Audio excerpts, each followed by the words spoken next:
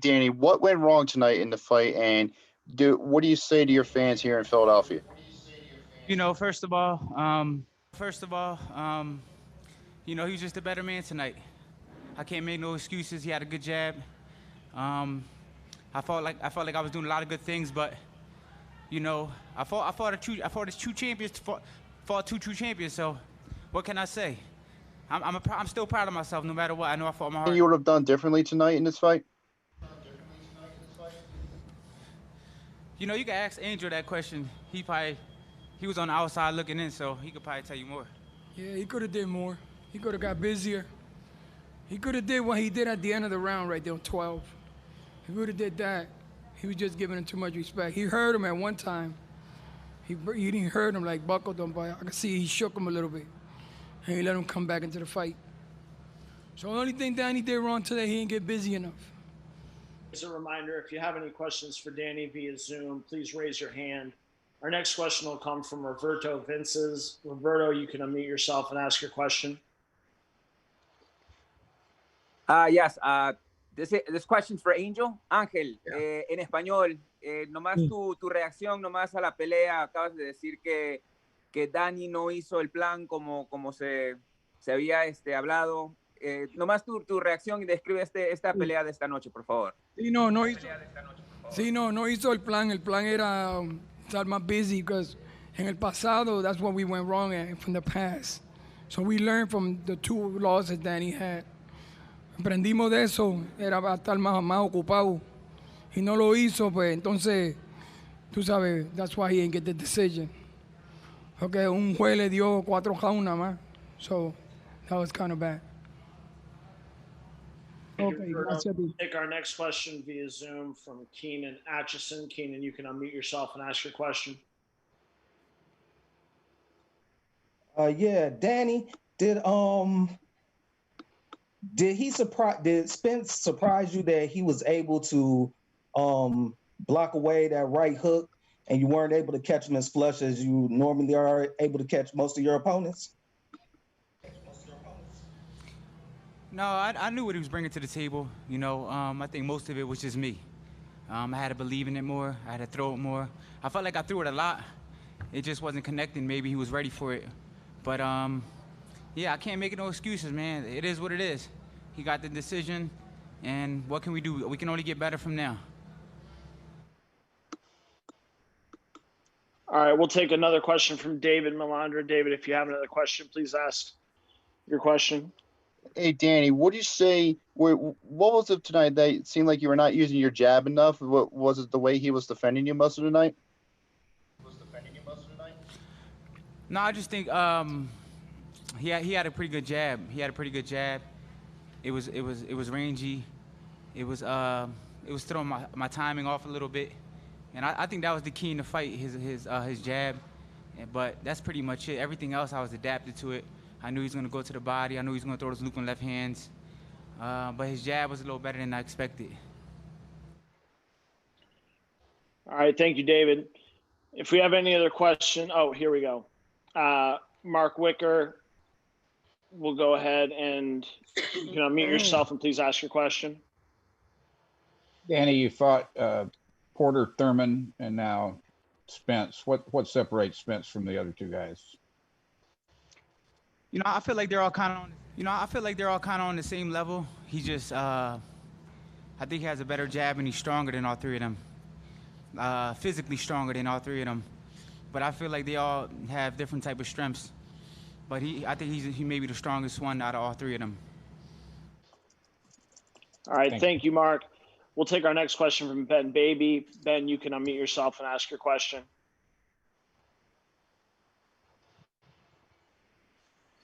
Yeah, Danny, I mean, throughout that fight, is there something how surprised were you with the shape and condition he was in? And did you think that you'd see maybe more rust than you saw tonight out of Spence, given the layoff and the accident?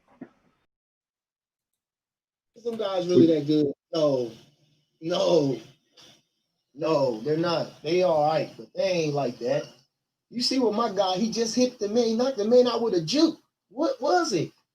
People still don't know what he knocked him out with. People still don't know what he knocked him out with. Knocking people out. Okay, at least if they say we ain't fighting nobody, at least we knocking them out, though. We're knocking him out. And we're going to stop Shawn Porter, too. Somebody say, I don't like that fight. We're going to stop Shawn Porter. You heard it now. We're going to stop Shawn Porter. We're going to stop Shawn Porter. Yes. So that let that be the talk of the town. Stop Shawn Porter. Yeah. And it didn't just come from me. And it didn't just come from me. And it didn't just come from me. Not just from me. Yeah. Yeah. Stop Shawn Porter. Then what y'all gonna say? So, man, we on our way. Yo, what up? Fight World, it's your boy Ego. I'm back with Icy. Icy, you take a listen to the clip.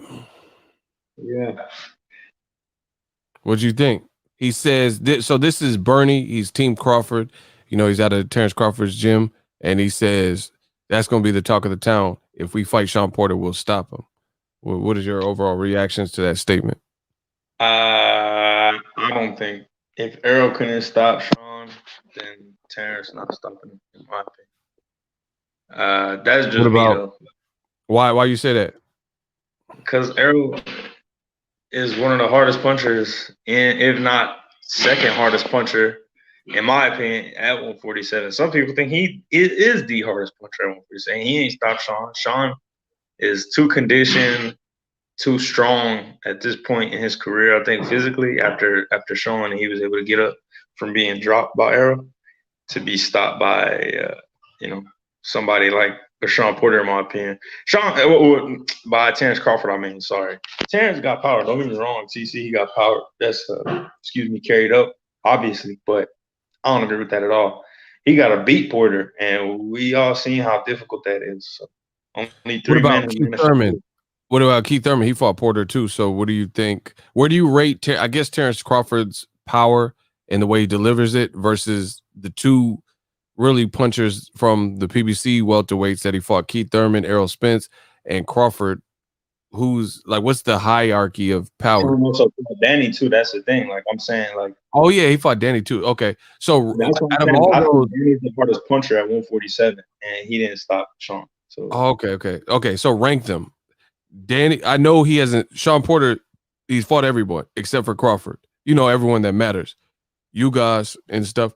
So out of the heavy hitters, Danny Garcia, Danny Garcia, Keith Thurman, and Errol Spence, and Crawford, which you have to kind of just imagine, who's the hardest puncher, second hardest, like try to rank them. I'll say in 1, 2, 3, 4, or 5. No, just those. You have to guess to make, obviously, because Crawford hasn't fought him. I say Danny, Errol, Keith, and then Terence. In my so you would put Terence behind Keith and Errol and Danny? Yeah, for sure. What about the fact that Crawford has all knockouts? I'm just, spitballing, playing devil's advocate. That's cool, but against who? Who the knockouts against? Mean Machine. Mean Machine. Do you think Keith Thurman would beat Mean Machine, lose to Mean Machine? Come on, man. How you just go laugh? I'm just asking. He would beat Mean Machine, quite obviously, in my opinion. I think he outboxed. What about Danny, though? Danny just lost all of his major fight, at welterweight. Would Terence would beat Danny Garcia? No. Danny versus Mean Machine. Oh, Danny would stop Mean Machine. Okay, is there anybody that Danny wouldn't beat that Crawford has beat at welterweight? Like Jose Benavidez, Jeff Horn, Mean Machine, Kell Brook at the point where he fought him. You don't beat him. So, I wouldn't say he already beat Amir Khan. And Danny, I don't think none of those dudes are on any of these guys' level. That's the thing. I don't think that they, I don't think they're on the same page or at the same level, I should say. I don't think that any of these guys, are really capable of putting up a real threat against any of the PBC opponents that we've seen. Out of the 4 or 5 guys that Crawford has fought at welterweight, I don't think any of them pose much of a threat to any of the 4 opponents that Benavidez? are Because Benavidez ready went for. 12 with Crawford. You think the Benavidez that fought Crawford would do anything with the top PBC guys? No, I mean he was crippled, so he Man, had see. up. And that's not disrespect to Benavidez, but No, yeah, he clearly got shot in the leg. yeah. And to be real with you, because he was giving Crawford problems, and then after the second half, he was stationary. So Yeah, that's true. I was at that fight. That was a good fight. yeah. So you don't see Porter getting stopped? Hell no.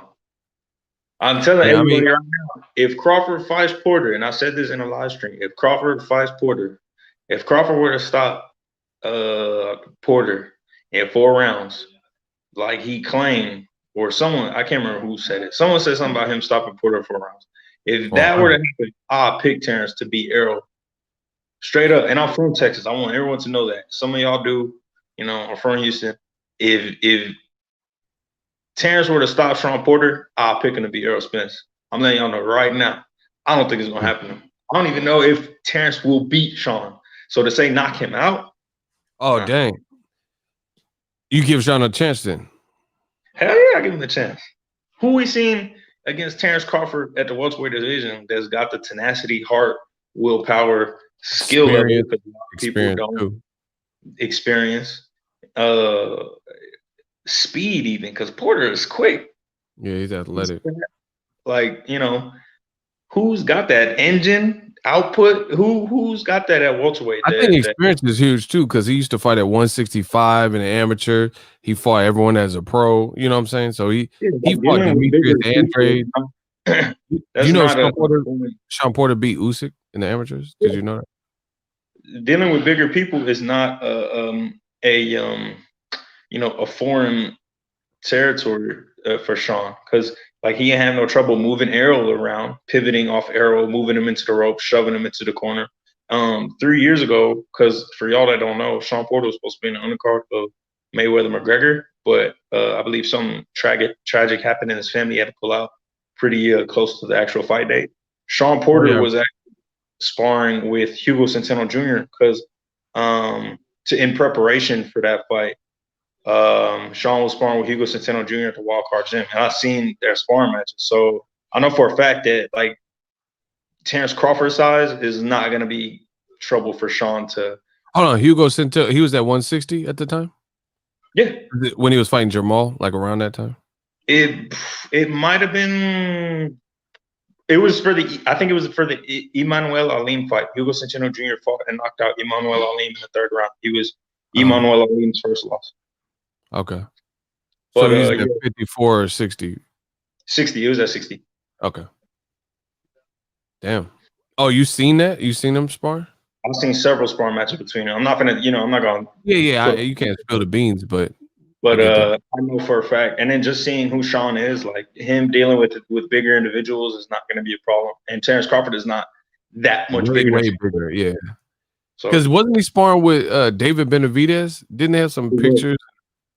Yeah, and he a monster too. I like David Benavidez. Yeah. So you don't see. Okay, so what would you pick?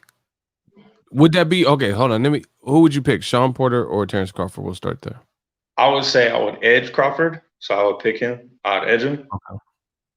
But it wouldn't be by no wide margin. I don't like. Some people like to say sometimes, like in a close fight, they say 54-45. I wouldn't even go that far. I'll say like maybe like 51-49 almost, or 58-48. Oh, so super close. What's up? I said super close then. Yeah, I said 58-48.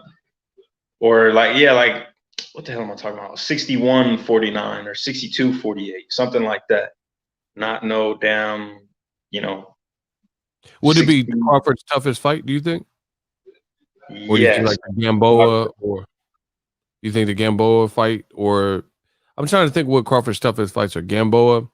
Mean Machine was tough, if we being real. Machine? Yeah, that was a good one.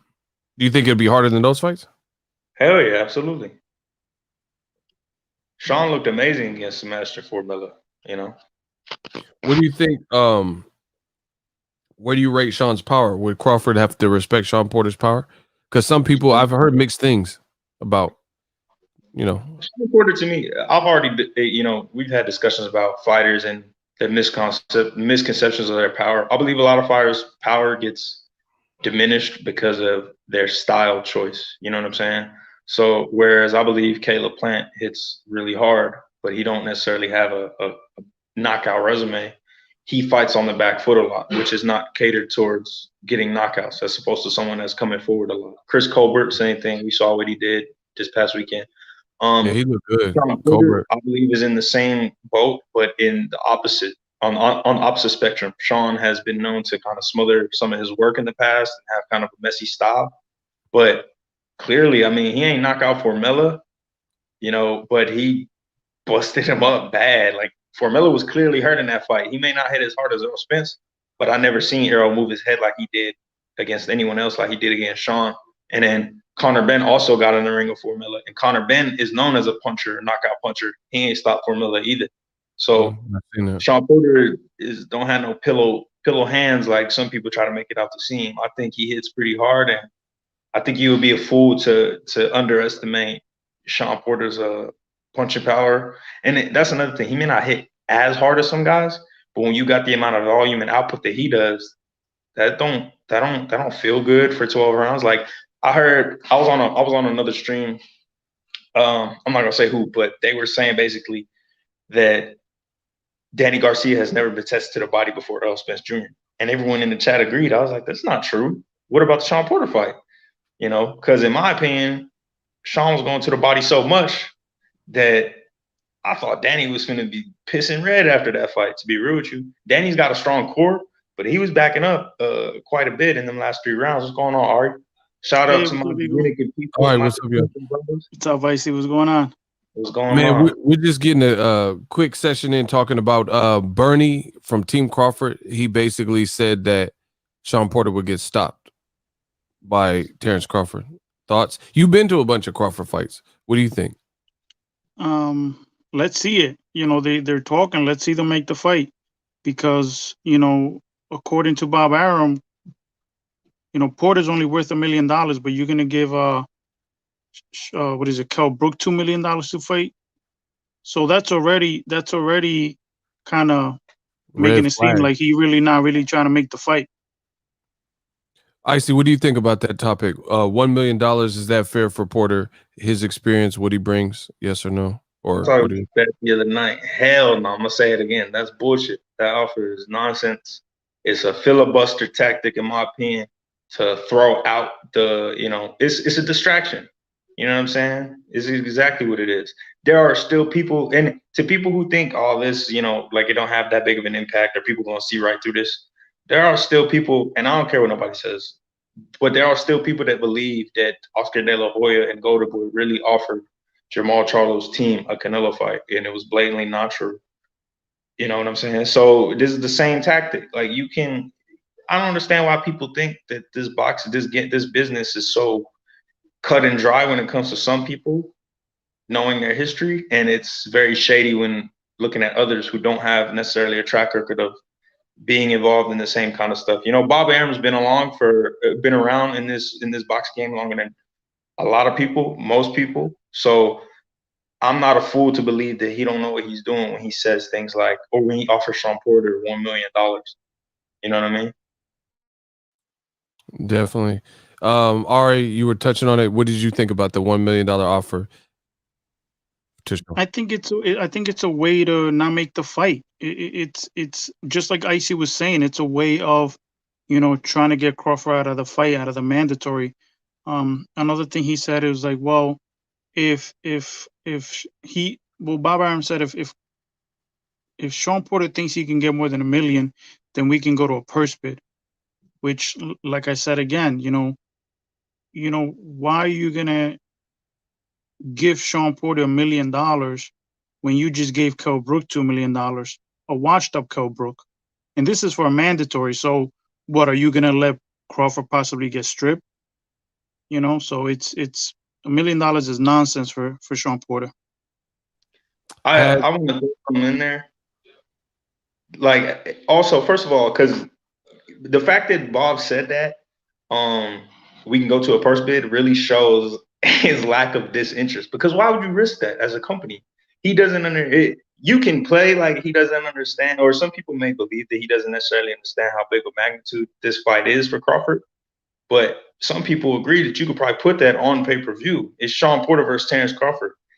Like, being the fact that Porter is with Al Heyman, he's going to get his money regardless. But the fact that Bob is being like, hey, I'll give you $1 million as opposed to something that's actually reasonable is ridiculous. And the fact that he said we can go to a first bid is nonsense. Like, if you was really out here, which I guess he said he's not trying to promote Crawford anymore, but if you was really out here trying to make money, bro, you gotta break a few eggs to make an omelet, in my opinion. Yeah, I agree with that. I think Bob Arum, his thing, he already said he's losing money on Crawford and things like that. So I think he doesn't know what Crawford's next move is. So he's kind of treading. He don't want to spend no type of money on opponents when he's already giving Crawford more money than he wants to give him. And Crawford is losing money, according to him. And he don't know what Crawford's next move is. With that being said, do you think Crawford stays with Top Rank or leaves? And they said his contract might be up in October. Don't quote me on that, but I'm pretty sure his team said it'd be over in October 2021. What do you think his next move is? PBC? Or do you think he'll work out a deal with Top Rank? I feel that Crawford, like I said before, I feel Crawford is complacent in the way that he was talking. In a most recent interview, he was like, oh, they treat me all right. Seems like he's okay. Seems like he's okay staying there. So I don't see a reason why I see a reason why he should leave, but the way that it sounds, it doesn't seem like he's too, like he's not like he's trying to leave. So, it's hard to tell, but I don't think he will. I think he might just stay with Top Rank. Icy, anything to add on? Your thoughts? I'm kind of in the same boat as Art, to be real with you, because if it was me, if I was in the position Terence Crawford was in, I feel like I would have bought out of my contract, to be straight up with you. Because if you got a problem with me, and then that's another thing. I have a problem in boxing with people who are so willing to discuss financial affairs. I don't like discussing money out publicly in the open and stuff like that. I feel like that's a lot of things can get colluded and confusing, and just stuff doesn't need to be said or out aired in public don't need to be said. And I think that's a problem in today's boxing world, especially with the internet and whatnot. But I would have brought out of my contract. As soon as Bob Arum said that, I would have just been like, no Twitter, no nothing, no media response. If they asked me something, I just would have been like, hey, that's how he feels. I'm gonna, like whatever, I'm gonna have a conversation with my promoter, blah, blah, and see if we can work something out. And then I would have just bought out of my contract. The fact that Terence was willing to defend Bob Arum on his stance, and then it immediately jumped to, nah, this dude tripping, I gotta go somewhere else. I don't know, I feel like that tells me a lot. And like I already said, I believe it's complacency, man's worst enemy. I feel like Team Crawford is afraid of Bob Arum. He's a powerful man, been in the game for like several years. I feel like they're afraid of him. Like, nobody wants to say you're wrong, or hey, I didn't appreciate that. And we'll see what Crawford's next move is from there. But I think it's a kind of a bad look, because Team Crawford, they seem to say just like stop making excuses with Errol, just make the fight. But we know that's not how any type of business is conducted. I even seen fans kind of clamor for like Devin Haney and Gary Russell in the same manner. Like, when they were like talking about going back and forth, people were saying Gary just signed a contract, but there has to be business. Certain things have to be, you have to cross your T's, dot your I's, stuff like that. I don't think it's as simple as Errol Spence, just make the fight, stop making excuses. Like, PBC clearly has a plan for him. It's working, 16,000 people in attendance. He's selling out venues. I mean, just imagine if there was no pandemic. Who knows what his numbers would have been, in no pandemic. Crawford last fight with Kell Brook, the telecast had a couple of mishaps with the delay and stuff, and there was no live gate, no crowd. So it leads me to my next point, or a question is, who is the A side, Terence Crawford or Errol Spence? There seems to be confusion from different sides? Why y'all laughing? I want to know. One of y'all. I mean, it's so obvious. It's so obvious that Errol Spence is an A side, isn't it? There's no questions about it. Anybody who's disputing, that Errol Spence is not the A side is bugging. I mean, he's. I mean, we went down the list. I think it was the last live stream we did, and he has more belts, fighting the tougher opposition, more pay-per-views. He's selling out more. I mean, he brings more money to the table, and his promoter actually, I mean, he has his own promotional company, but his advisor and PBC actually promote him, unlike Terence Crawford. So I agree. I mean, I think it's kind of clear cut who it is. One promoter is throwing his fighter under the bus and saying, "Hey, I'm losing money off this guy." I mean, I don't feel like you can even be the A side if your promoter even said that. How can you be the A side? How can you be the A side if your promoter says, "I'm promoting your fights, you need to do a better job. Your last 3, I lost money." And he said it for the Postal fight. That's 4 fights where he's complaining about the lack of revenue. You know what I mean? It's like, how can you be the A side? Like, you know what I mean? When your own promoter is saying, and then he doubled down on it. If I'm not mistaken, Bob Arum says, "I'm not taking nothing back. It's true. I don't care if they mad at me," type of attitude. So he doubled down on it.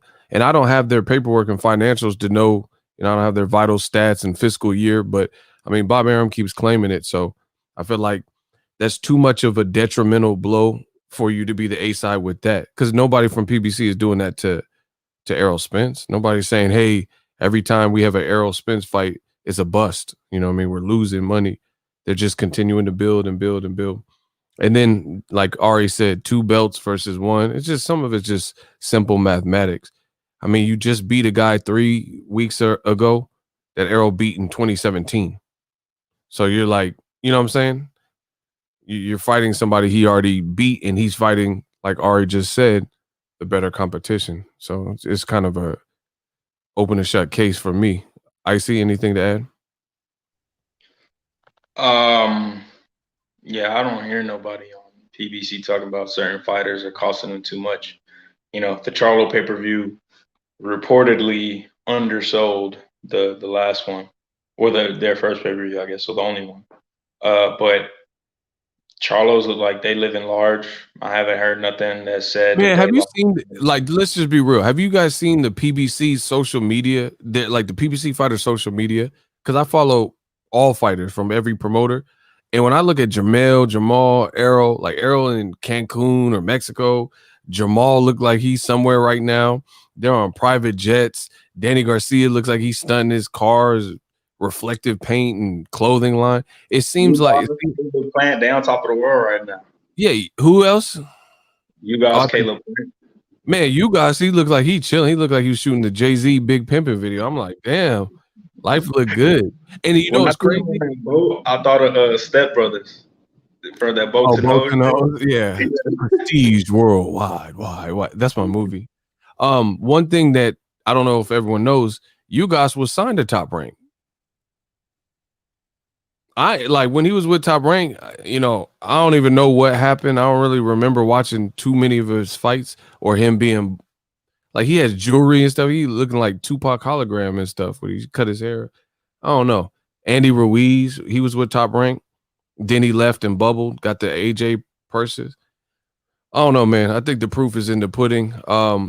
My thing is, we all agree that Errol's the A side. Should Errol give up leverage for, I guess, the greater good, the best versus the best? Because that's the argument that I'm seeing from some people. Like, hey, nobody's arguing the A side. Just make the best versus the best. Do it for the fans. What do you guys think? He's already giving up leverage, in my opinion. That 60-40, that shows you that, first of all, we don't know what that 60-40 whole will be,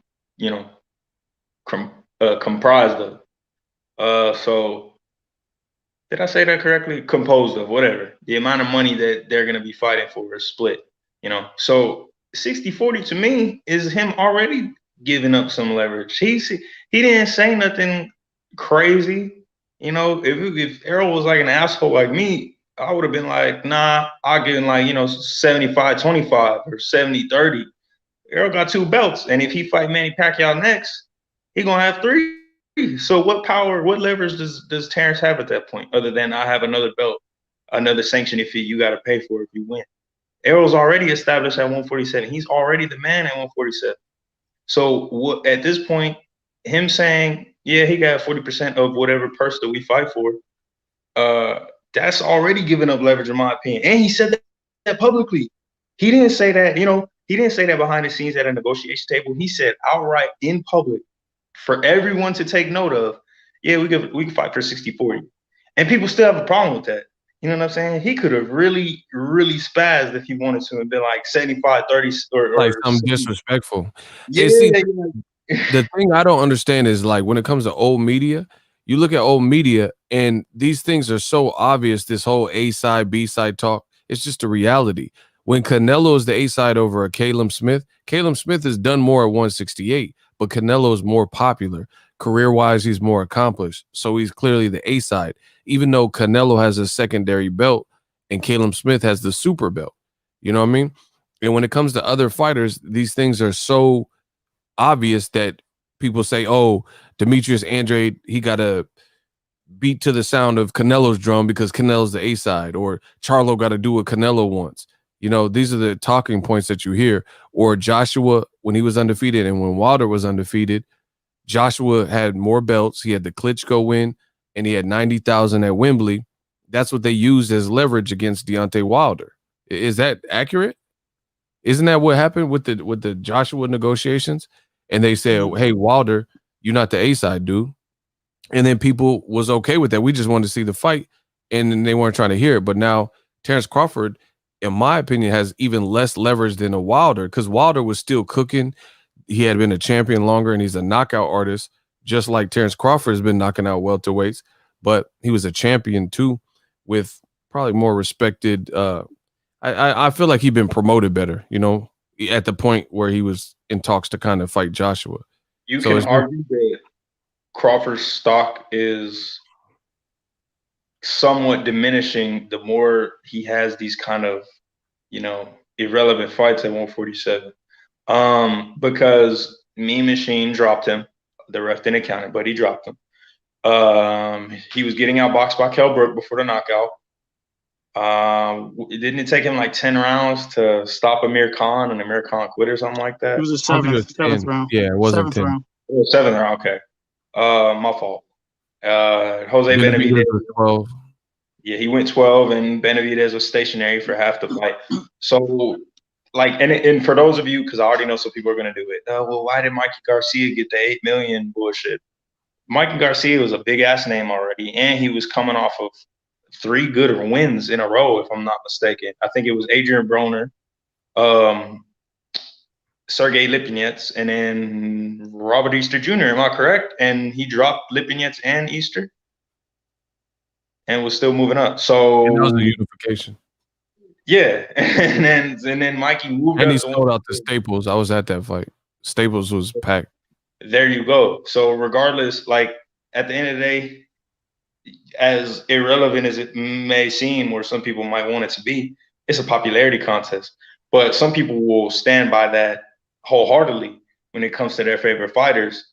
You know what I'm saying? And we know who those people are. But when it comes to other guys, then it's this person is ducking, this person is ducking. I just want everybody to keep it a buck for everybody. If it is a popularity issue, right, which in my opinion it is, why are we acting like, or why are some people acting like boxing business is completely foreign to them, when the first thing that they want to say when it comes to other fights that haven't been made is boxing is a business? And I got a question for y'all. Because I have a theory. I got a question for y'all. This summer, 2021, if Crawford fought Errol Spence, like old media is kind of claiming they want, or if Errol Spence fought Pacquiao, what's a bigger fight if they fought in June, let's say June of 2021? What is a bigger commercial selling fight? Errol Spence and Pacquiao, or Crawford and Errol Spence, like some fans are saying? I think Errol Spence and Pacquiao is a bigger fight, just because Pacquiao just brings that whole, international market, international, not just international, but he brings people from all over the world to watch him fight. And then you're going to have him fight Errol Spence, who's the big dog at welterweight. That's a mega fight, so I think that's a bigger fight. I see. What do you think? That's sorry to cut you off, Art. But that's literally the passing of the torch of Errol wins between, an all-time great. And then if Manny wins, he's even like he's solidified even more. Like, yeah, that would be crazy. Like the place where you have him at, because Manny is an all-time great, regardless of what some people may say. His place can automatically be bumped up a notch if he were to beat Errol. And if he were to stop Errol, like, come on now. And you could argue that an Errol Porter 2 would be bigger than a Errol Crawford 1 at this point in time. You know what I'm saying? That's just me personally. But I definitely think that Spence Pacquiao. Yeah, I think the leverage is with Errol Spence. I definitely think Pacquiao's bigger. Those are the two guys in boxing that have sold the AT&T Stadium pretty much out twice.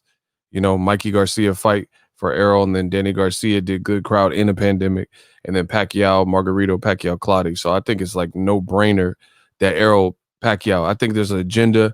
So you got some people who are like pushing for the Crawford Spence fight, but I really don't even know how lucrative it is. That's why I think if Crawford were to fight a guy like Porter or Keith Thurman and do something like he's been doing, then that would just boost the Errol Spence fight, right after that. And it's what we're asking of Crawford. I don't think we're not asking of PBC fighters. Shawn went through the gauntlet. Keith Thurman, he just fought Pacquiao. Errol Spence is in the Kumite. Danny Garcia is in the Kumite. So it's like, what are we talking about? The only person that is unscathed, that hasn't had, at least on paper, who we perceive as the best at welterweight is really Crawford. So why should everyone else do the heavy lifting and you get to cook guys that they would probably all beat too? You know what I mean? And they're out there fighting each other who we perceive to be kind of top 5, 6 guys. I don't think that's fair. I think even the Ugas, he got a lot of momentum. You know what I'm saying? Ugas is a beast. So it's like Kell Brook, what type of momentum did he have? He hadn't fought since in welterweight since 2017, and a couple of his performances, he was on a 3-win streak, but against who? And then one of the performances with Michael Zarafa, he looked like they were saying he should retire UK commentary. And you know how biased the UK commentary can be. I mean, I don't understand how Crawford could think that he's the A side and he should get 60-40 when he admitted that he took a pay cut when he fought Postol. And then Bob Arum comes out and says, oh, no, it's a 50-50 fight. So they're already admitting that, Did he say that? He said that he took a pay cut? He admitted that he took a pay cut to fight Postol. So how could he possibly think he's the A side over Errol Spence? It's just, he's got to be delusional. It makes no sense. He said it. He said it to Austin Brock. Don't put your financials out in public.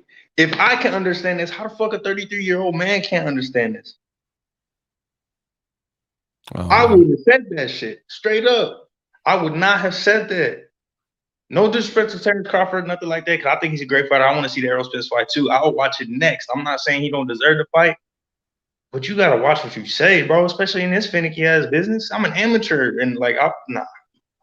See, but that's the thing. The more Crawford opened his mouth, the more he makes it worse for himself. It's like he makes it worse for himself. So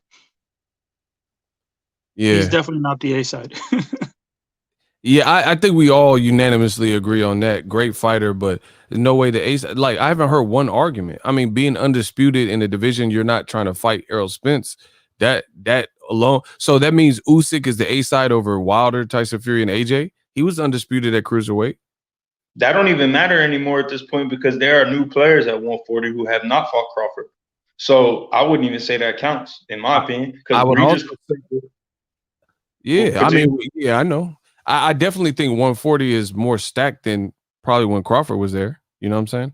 But beyond that, I think we're in a different time too, where like you could see a Ryan Garcia. Ryan Garcia promoting himself right.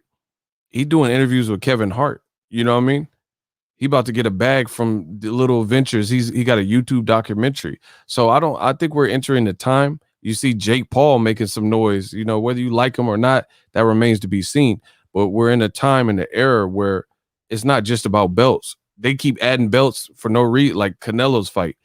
They said Avni Yildirim was about to fight for the belt. Now, this weekend, they're saying Canelo and another guy, Caleb Smith, fighting for the belt. So I think the belts are not making the fighter, you know, and I think ultimately Errol got so many options. Him and Keith Thurman is a big fight still. I know he said he don't want to fight him because, you know, he got fronted on, but I still think that's a big fight. Shawn Porter, you can easily run that. That's easy to make money off of because Keith loves to talk shit. So they can easily do that. And for anyone that has a problem with what Ego said about Ryan Garcia, he was famous before he got with Golden Boy. So Ryan he's gonna make noise regardless. That's Ryan is a prize fighter in the sense that everyone who helps facilitate a Ryan Garcia fight is getting a bit of prize off of him. Closing statements. What do you want to see from Crawford, Ari? And then whatever else you need to say. I mean, I would love to, you know, just he's gonna have to buy himself out that contract. I mean, that would be great, but you know, we don't know how much it's gonna cost. I mean, listen, I really don't care about the money. Like, I'm not pocket watching the man. He definitely makes more money than I do. But what I'm saying is, in terms of making this fight happen, if he's really about it, you know, buy yourself out the contract, or wait till the contract expires, and then once you leave, fight Errol Spence or go to the PBC side, because you're not.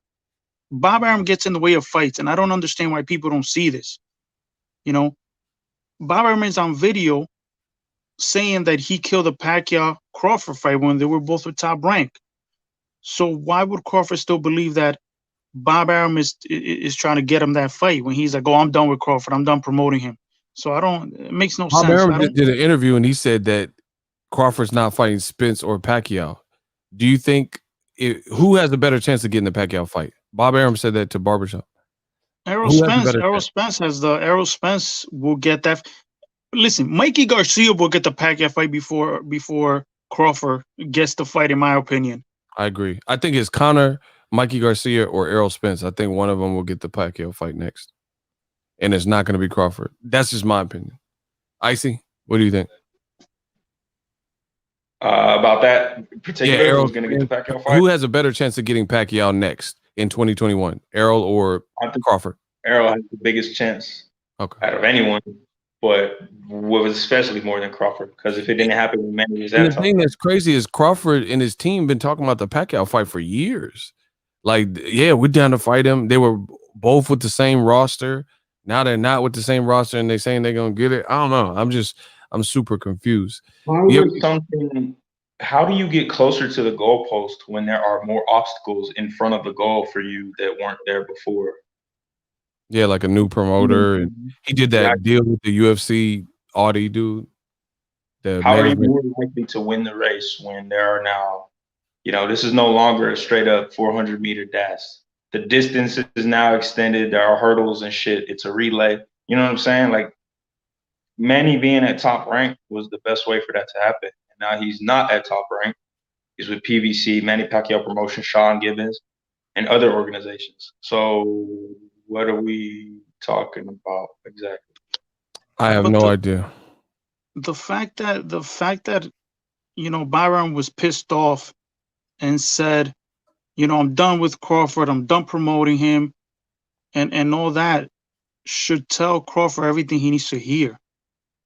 You know, the moment he says that, he should be like, I'm out of here then, because, you know, they already did a shit job promoting him because they were too busy promoting Loma and Fury. So now they're telling you to your face they're gonna promote you even less. So, and they got some people like Teofimo. They're talking about his next plans. Berlanga, you know, Shakur. They got some other people, you know what I'm saying? They just announced Oscar Valdez, Miguel Bercho fight reschedule, you know what I'm saying? So they got other priorities where, I don't know. I'm wondering at age 33, 34 with Crawford, like. So once again, Crawford is being pushed to the back burner. They also have a Nui that they're promoting more. So That's what I'm saying. It's like they're pushing him back into the back burner, Josh and Taylor. he's okay with it. Josh Taylor will get a big fight before Crawford. Jose Ramirez. That's gonna be a big fight too. It almost makes me wonder why Bob, if because I do believe what he said is true, as disrespectful as it was. Why not just release Terence? I don't understand. This is what you're losing. I got the answer to that. This is what my honest theory is. Bob Arum was playing keep away. He knew if he released, like if he didn't have Crawford initially, and he went to the PBC, they would have already formed Voltron at welterweight. Do you see what I'm saying? They would have had everybody. So he was playing keep away, and it's like a methodical, strategic way of clout chasing. Like, yo, we got this guy, and then he's a great fighter, and then we'll just clout chase all the guys over there, say they ducking, get Timothy Bradley to say they ducking, stuff like that. But I think in the end, why it's coming out now is because Crawford's towards the end of his career, and Bob Arum has been losing money because he had to pay Crawford what he's worth or whatever the situation is based on his skill and his accomplishments, and he just don't have nobody to feed him. So it's just like when you buy a car and you can't afford the car notes. At first, it's not that bad. You know, you're paying $750 a month because you got this luxury car, and you pay for the first couple of months. Then you start getting 8 months in, and you like every single month you have some slow months and stuff like that. That high car note, you're like, man, I shouldn't have bought this car. You see what I'm saying? And I think that's what it is with Crawford. I think he didn't want PBC to unlock that piece earlier, and they were going to use that to try to build, but it's just been slow, and he's been losing money. So as a result, he's just at a point where breaking point. He's like, man, I'm losing too much money with this dude, and I don't have no one for him. So, but us as boxing fans, if we know Bob Arum's history, for example, when Mayweather bought himself out of the contract, Bob Arum was saying, oh, he's never going to make that type of money he was making here. We knew that was a lie. Then, when Mikey Garcia went to court to get out of the contract, he talked bad about Mikey Garcia. Same thing when Manny Pacquiao finally left Top Rank. He was like, oh, I'm worried for Manny Pacquiao. Manny Pacquiao should retire. Well, we saw Manny Pacquiao come back and fight Keith Thurman and put a hell of a fight. He was going to get brain damage or something. Exactly. He's the same thing when Reese was getting ready to fight. When they dropped Ruiz, and then he was getting ready to fight AJ for the first fight. He was basically saying that Reese was, whatever.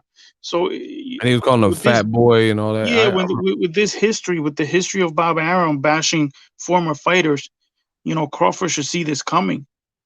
But he, like I said, I don't know. He's complacent. He's okay with it. I don't know. I mean, I can't speak for another person, but maybe when you come from an area like him, maybe you're just happy being hood rich. You know what I mean? Like, oh, I'm one of the richest people outside of Warren Buffett from Omaha, Nebraska, and you don't know that there's greener pastures because you're not making what Errol probably is making and stuff like that. So, like you said earlier, Ari, just maybe complacency. Like he just said in the video, he said, I'm making good money. I'm cool. Like I'm chilling. So maybe he doesn't. Maybe that, like I said, maybe some people are cool being hood rich, like 100,000, like on a street level. If you a street dude and you make 100,000 in the streets, 150, you living cool. You know what I'm saying? Even though you can do more. Like on one hand, I feel like you could definitely empathize and sympathize with Crawford. Like think about it from his perspective. Like he a man with a wife, he got a lot of kids, a house. Security may be the best thing for him right now. So he may not. I'm sure he's thinking about. I don't sympathize with that because because I could understand does not mean I condone. You know what I'm saying? No, I get that. But what I'm saying is like you never know if you don't take that. If you don't take that plunge, you'll never know what is on the other side. You see what I'm saying? That's what I'm saying. Like, so I don't condone. Does anyone here believe that if he went to PBC, he would get worse fights than what he's been fighting? Hell no. Exactly. Like, bro, even if he fought Jose Cito Lopez in LA or something, I really think that'll be bigger than Mean Machine.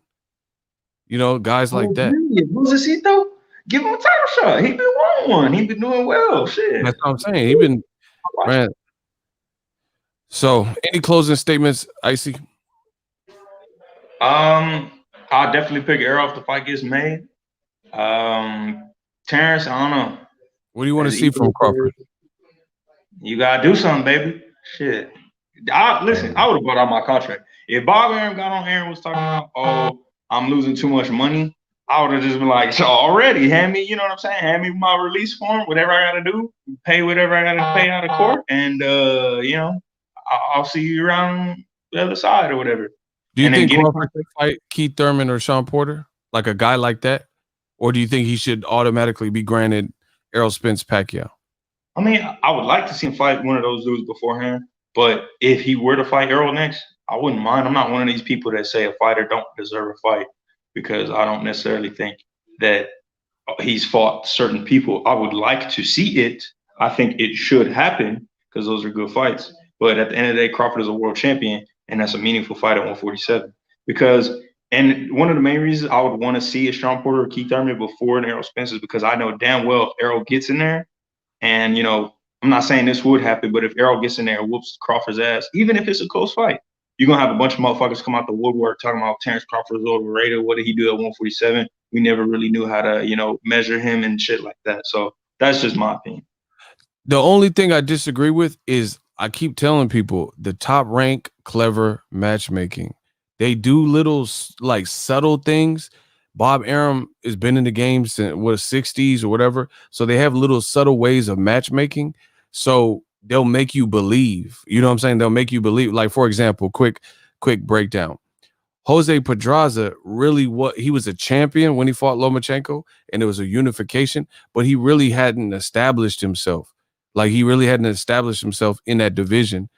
And they threw him into an opportunity after two really tune-up fights. I was at one of them with Ray Beltran. Then he beats Ray Beltran, who's been beaten by Crawford and Ricky Burns and stuff. And then boom, he's a champion. Then they immediately put Lomachenko in there to take that belt and get that scalp. You see what I'm saying? So that type of clever matchmaking. Crawford was a champion his very first fight. I never really thought much of Jeff Horn. I've always thought a lot about Crawford. I didn't even think Jeff Horn beat Pacquiao. Truth be told. So nobody does. Look who Errol fought to become a champion. Kell Brook in his backyard when he was undefeated at welterweight, even though he's coming off the Golovkin loss.